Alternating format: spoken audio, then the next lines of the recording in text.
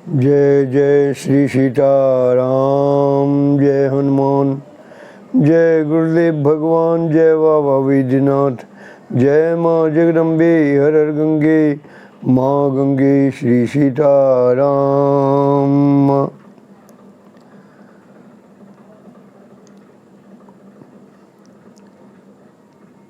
कल मैंने रामचरितमानस के दोहा पर समाप्त किया था। भगवान की वाणी थी, शंकर प्रिय मम द्रोही, शिव द्रोही मम दास, ते नर करहीं कलप भरी, घोर नरक महबास।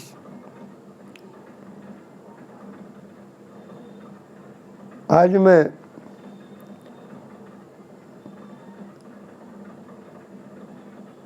संतों की वाणी को आत्मसात करने पर ही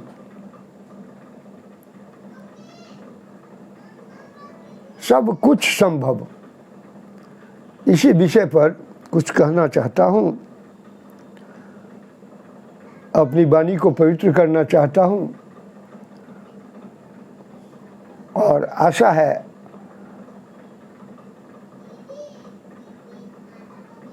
आप लोगों की भी पवित्रता इस वाणी से बरकरार रहेगी।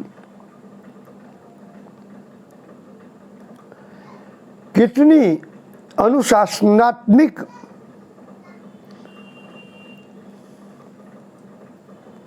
श्री सीताराम, कितनी अनुशासनिक तरीका से भगवान शिव और भगवान राम कृष्ण के प्रेम की कथा को सुना।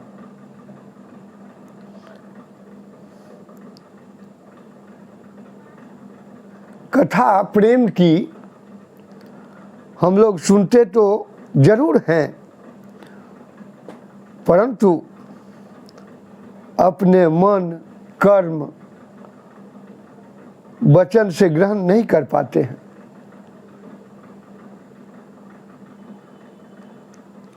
कथा सुनते वक्त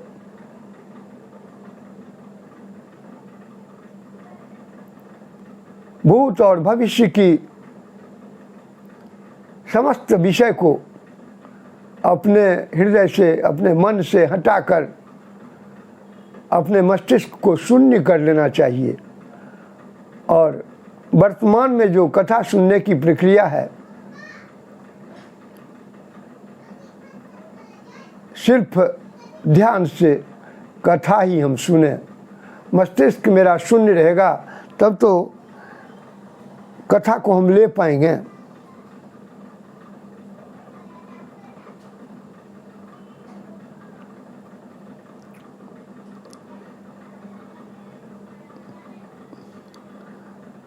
मेरा मस्तिष्क शून्य नहीं रहता है, यही कारण है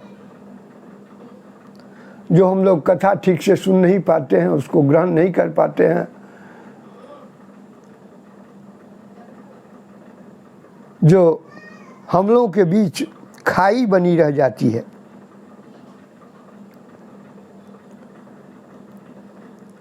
एक किस्सा उदाहरण स्वरूप हम प्रस्तुत कर रहे हैं, ध्यान से सुनिएगा।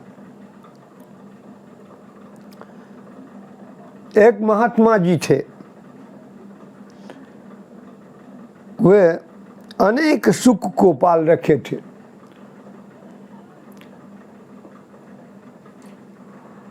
जिसको सुग्गा कहते हैं, तोता कहते हैं, उसका नाम हम यहाँ सुक दिए। वो महात्मा अनेक सुख को पाल रखे थे। प्रतिदिन अपने सुख को गिन भी लेते थे। कभी कभी गिनती में उनके सुख की संख्या कम हो जाती थी। महात्मा जी बहुत सोच विचार के साथ अपने सुख को एक मंत्र सिखाए कि शिकारी आएगा, जाल बिछाएगा, दाना डालेगा, लोभ से उसमें फंसना नहीं। जितने भी सुख थे इस मंत्र को बोलना सीख गए, दिन रात निरंतर यही मंत्र रटते थे। महात्मा जी को हुआ जो अब मेरा सुख घटेगा नहीं। महात्मा जी आश्वस्त हो गए कि अब हमारा सुख कभी भी गिनती में नहीं घटेगा। परंतु ठीक इसके विपरीत बात हो गई।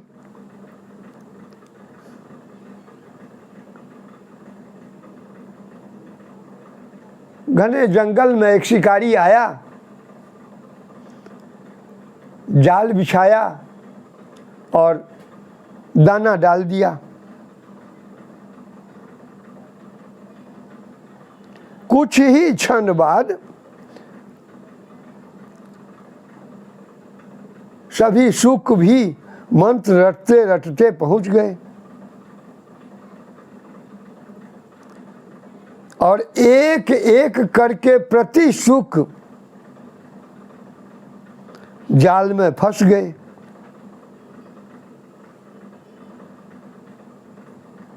हमको भी यही समझ में आ रहा है कि सुख की भांति ही हम लोग भी मंत्र रट तो लेते हैं,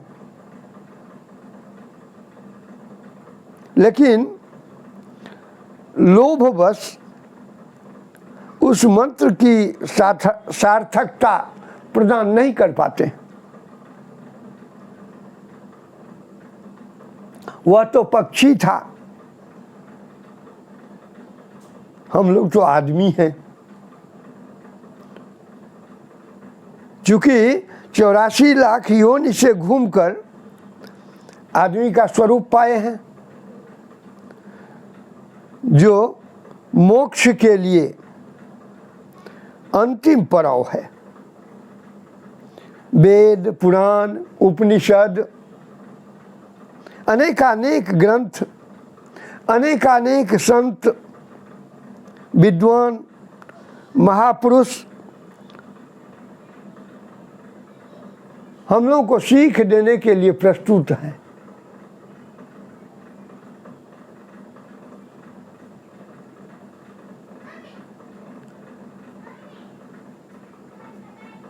लेकिन सीखेंगे तो हम ही।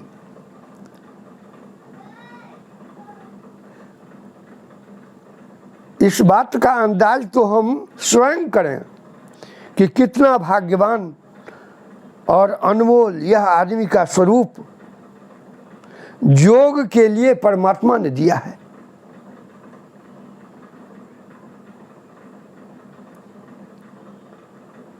फिर भी पशु पक्षी से भी बदतर हाल हम लोगों का है। पशुओं पक्षियों के सभी भोग का काम उसके भोग के कायदे से होता है, लेकिन हम लोग अपना भोग गैर कायदे से करते हैं।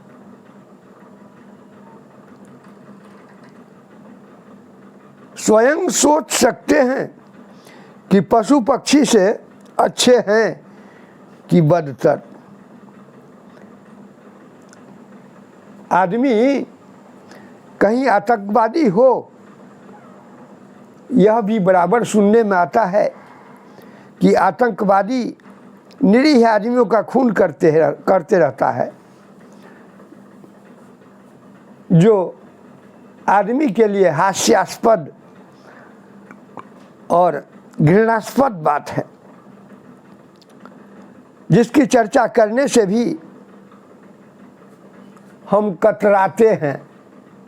हमको मालूम होता है जो चर्चा करने पर भी हमको पाप लगेगा। जाने दीजिए इन सब बातों को। कितनी अच्छी अच्छी बात इस कलयुग में भी है। कलयुग हमारे राजा हैं। इस राज्य में रह करके हम लोग कहते हैं कि हम तो कलयुगी हैं, लोग कलयुगी हो गया है।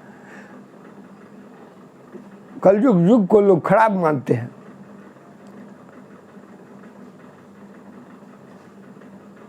जो खराब मानना हम लोग के लिए अच्छी बात नहीं है। हम मानव हैं, हम जिस युग में रहते हैं उसी युग को खराब मानते हैं। यह तो और हास्यास्पद है। हमारे गोस्वामी संत तुलसीदास जी लिखते हैं, कलिकर एक पुनीत प्रताप, कलिकर एक पुनीत प्रताप, मानस पुण्य हो ही नहीं पापा। इस युग की महान प्रताप है, अर्थात इस युग को महान वरदान मिला हुआ है। मानसिक पुण्य आपको होगा। जो हम ये यज्ञ करते, ये तपस्या करते, ये समस्या है, ये नहीं हो पा रही है इसी समस्या के कारण से, तो उस पुण्य का फल आपको मिल जाएगा। हो ही नहीं पापा। मानस में यदि पाप आ गया, लेकिन उसको आप जब तक किए नहीं, कीजिएगा तो पाप होगा ही, लेकिन जब तक किए नहीं तब तक वह पाप नहीं लगेगा, आपका कुछ नहीं बिगाड़ेगा।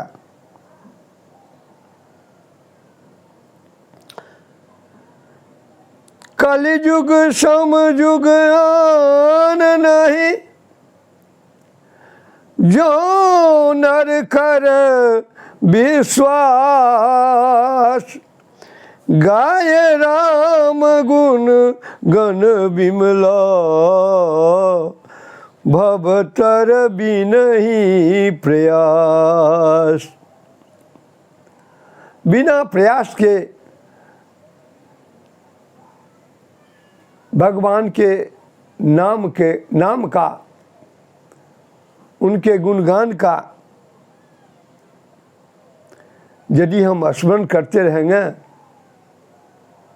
कोई प्रयास करने की जरूरत नहीं, कोई और दूसरी जप तप करने की जरूरत नहीं है। हम लोग भवसागर से पार हो जाएंगे। भगवान का मनुष्य रूप में अवतार होने का अर्थ यही है,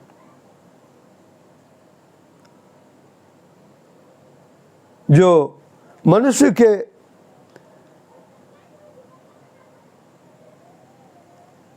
जीवन जीने का ढंग सिखाना।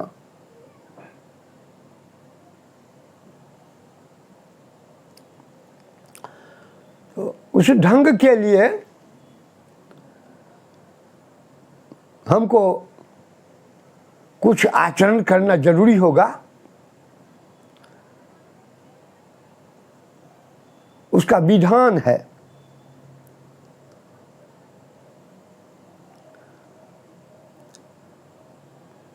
जब हम सोते हैं तब भी हम सोते वक्त भगवान का कुछ स्मरण करके ही, भगवान के नाम का भी 2-4 बार स्मरण करके हम सोएं। जब प्रातः हम जगते हैं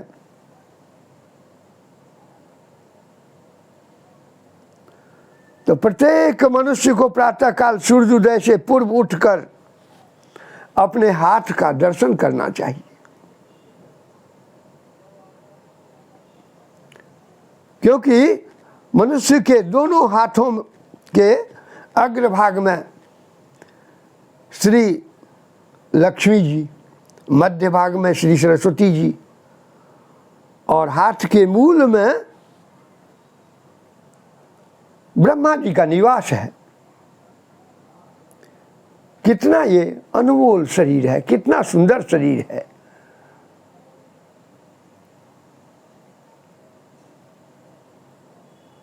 जो लक्ष्मी जी भी हमारे पास हैं, सरस्वती जी भी हमारे पास हैं, ब्रह्मा जी जो सृष्टि करता है वो भी हमारे साथ हैं।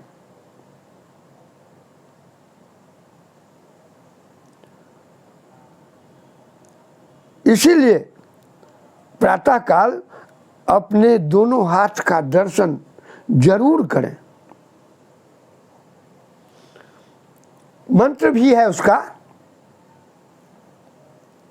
आप वैसे भी दर्शन कर सकते हैं जो अग्रभाग में लक्ष्मी, मध्य भाग में सरस्वती और मूल में ब्रह्म का निवास है। बिना मंत्र के भी आप उनका दर्शन कर सकते हैं अपने हाथ में। लेकिन मंत्र भी है, कराग्रे बसते लक्ष्मी, कर मध्य सरस्वती, कर मूले स्थितो ब्रह्मा, प्रभाते कर दर्शनम। इतना करने के बाद ही जो भूमि हम लोगों को रहने के लिए स्थान दिए हुए है, जीने के लिए अन्न देती है, सभी साधनों से भरपूर ये भूमि ही करती है। इसीलिए हमको भूमि का भी स्पर्श करके प्रणाम करना चाहिए और अपना पैर रखने की व्यवस्था के लिए क्षमा मांगना चाहिए।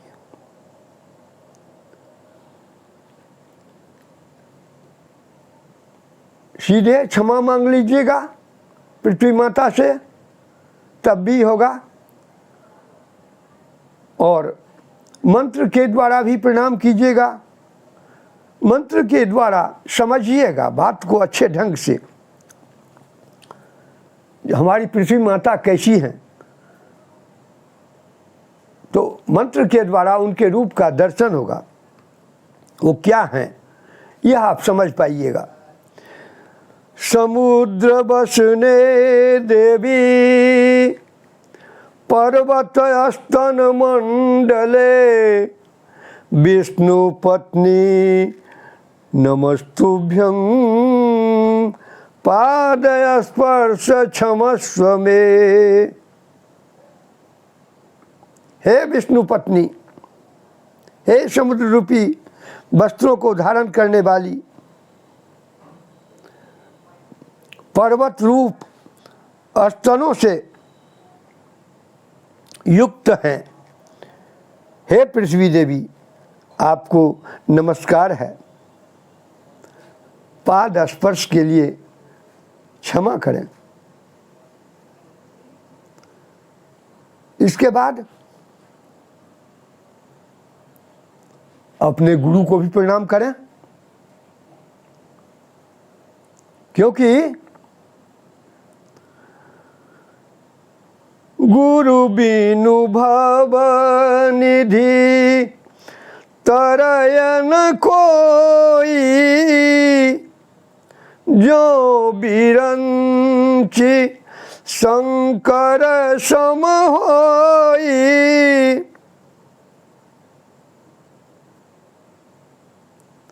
आप सब समझ गए होइएगा, फिर भी मैं कहता हूँ, गुरु के बिना इस संसार सागर से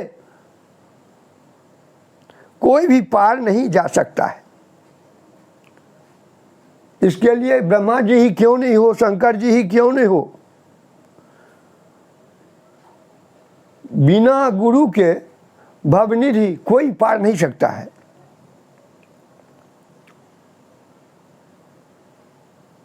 गुरु की इतनी महत्ता है। गुरु गोविंद दोनों खरे, गुरु गोविंद दोनों खरे, काको लागू पाए। बलिहारी गुरु आपने, जिन गोविंद दियो बताए। बलिहारी गुरु आपकी, जिन गोविंद दियो बताए। जिन गोविंद दियो बताए। जिन सद्गुरु मिल जाए, तिन भगवान मिलो न मिलो। सद्गुरु साक्षात भगवान ही हैं। इसलिए किसी कवि ने कहा है, जिन सद्गुरु मिल जाए, तिन भगवान मिलो न मिलो। जिन सद्गुरु की पूजा कियो, तिन औरों की पूजा कियो न कियो। ये सब तो जानकारी के लिए कहा। वैसे अखंड मंडलाकारं व्याप्तं येन चराचरम्,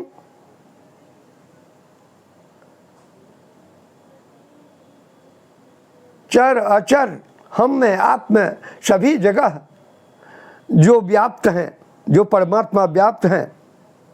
अखंड मंडलाकारं व्याप्तं येन चराचरम्, तत्पदं दर्शितं येन, तस्मै श्री गुरुवे नमः। तस्मै श्री गुरुवे नमः। चूँकि जिस ब्रह्म की बात की है वह ब्रह्म भी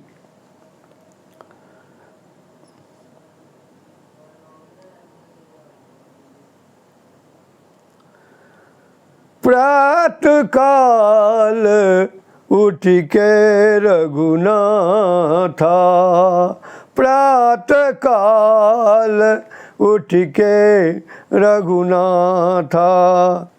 मातु पिता गुरु ना महिमा था। ओम मातृभ्यो नमः, ओम पितृभ्यो नमः। जय जय श्री सीताराम।